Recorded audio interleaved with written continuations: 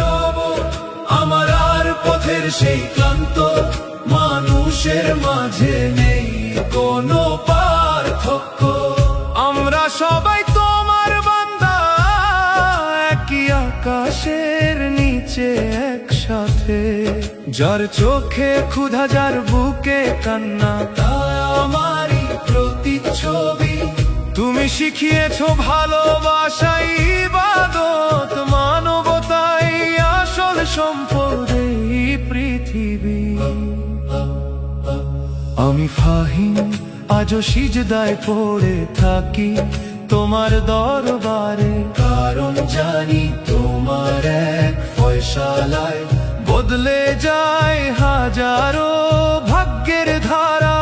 যা কিছু আছে আমার সবই তোমার আমানত, তোমার দান।